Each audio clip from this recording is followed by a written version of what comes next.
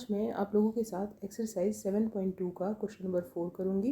तो देखते हैं कि क्वेश्चन नंबर 4 में क्या करना है। Find the ratio in which the line segment joining the points -3, 10 and 6, -8 is divided by -1, 6। तो बहुत ही सिंपल सा क्वेश्चन है। इसमें क्या बोल रहा है कि ratio in which the line segment joining the point. तो कौन कौन सा पॉइंट? पहला पॉइंट मान लो पी ले लिया हम लोगों ने, वो है -3 और 10, ठीक है। दूसरा पॉइंट हम लोगों ने क्यू ले लिया, वो है 6 और -8, ठीक है। इन दोनों को ज्वाइन करके एक लाइन सेगमेंट हुआ, वो डिवाइड हो रहा है पॉइंट -1, 6 से। तो हमको बताना ये है कि रेशियो किस रेशियो, यानी कि जो m1 m2 जो है, यानी m1:m2 हमको यहाँ पे पता करना है, ठीक है। जनरली रेशियो दिया रहता था, हमको पॉइंट पता करना होता था। अब यहाँ पे पॉइंट दिया है जो डिवाइड कर रहा है, उसको कोऑर्डिनेट्स दिया हुआ है, हमको रेशियो पता करना है। तो इसमें कोई बहुत बड़ी बात नहीं है।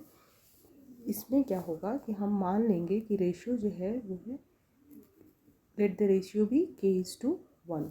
इसका मतलब क्या हो गया कि m1 जो है वो k हो गया और m2 जो है वो 1 हो गया। और सेक्शन फार्मूला से हम -1 और 6 जो इसके कोऑर्डिनेट्स हैं वो लिख लेंगे। वो किसके बराबर हो जाएंगे? वो हो जाएंगे m1 x2 plus m2 x1 by m1 plus m2,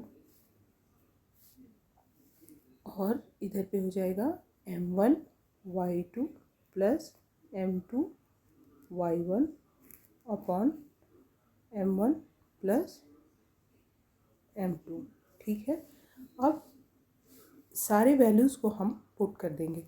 यहाँ पे देखो m1 का वैल्यू क्या हो जाएगा? k हो जाएगा। m2 का वैल्यू क्या हो जाएगा? 1 हो जाएगा। m1 = k हो जाएगा, m2 = 1 हो जाएगा। और p के जो कोऑर्डिनेट्स हैं वो हो जाएंगे x1 y1, और q के जो कोऑर्डिनेट्स हैं वो हो जाएंगे x2 y2। तो यहाँ पे हम m1 x2 m2 x2 इन सब का वैल्यू डाल के फिर x कोऑर्डिनेट को -1 से इक्वेट करेंगे और y कोऑर्डिनेट को 6 से इक्वेट करेंगे, तो हमको रेशियो पता चल जाएगा। तो हम कर लेते हैं। तो यहाँ पे हमारे पास 2 पॉइंट्स p एंड q है जिनको ज्वाइन किया।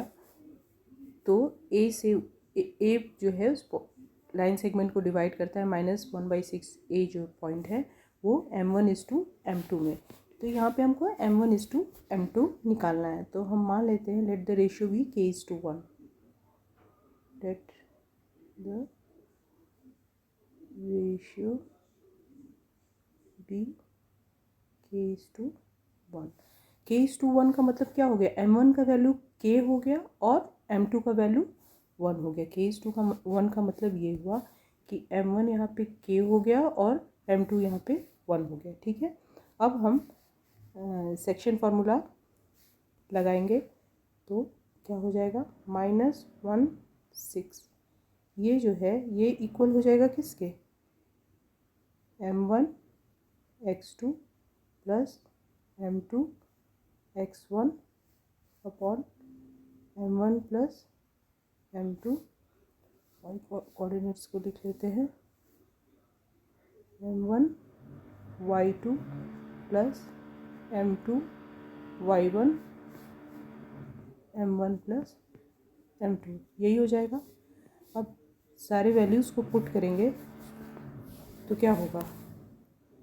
-1, 6 जो है वो किसके बराबर हो जाएगा? m1 की जगह k लिख देंगे और p के जो कोऑर्डिनेट्स है वो है x1 y1 और q के कोऑर्डिनेट्स है x2 y2। तो यहाँ पे हमको x2 चाहिए, तो q में जो है x2 क्या है? 6 है, प्लस m2 1 हो गया, और x1 चाहिए तो p पॉइंट पे x1 -3 है, ठीक है। और ये हो गया k प्लस 1, k प्लस 1।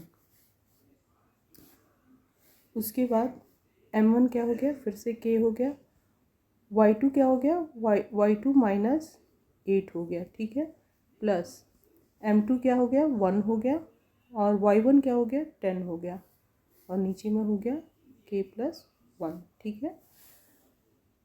यानी -1 6 इज इक्वल टू, अब क्या हो जाएगा, 6k, k इंटू 6 क्या हो जाएगा 6k, और 1 इंटू -3 -3, k प्लस 1, ठीक है,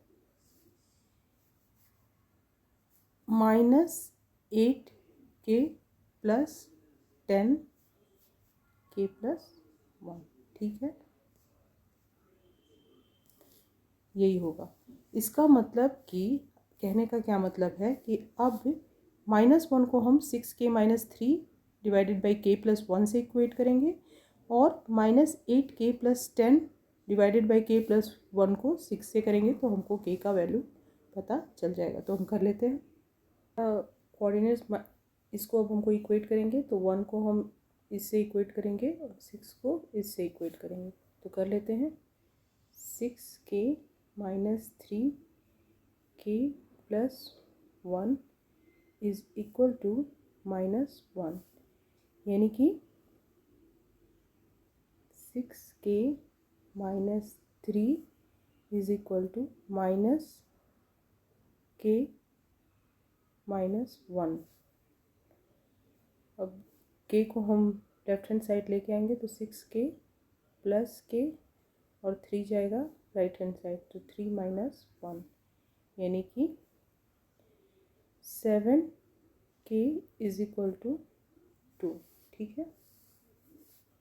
तो k इज इक्वल टू 2/7, तो इसको -1 से इक्वेट करने से हमको k का वैल्यू मिल गया। इसका मतलब कि हम लिख सकते हैं कि हमारा रेशियो 2/7:1 है, या इसको ये भी लिख सकते हैं 2:7, ठीक है।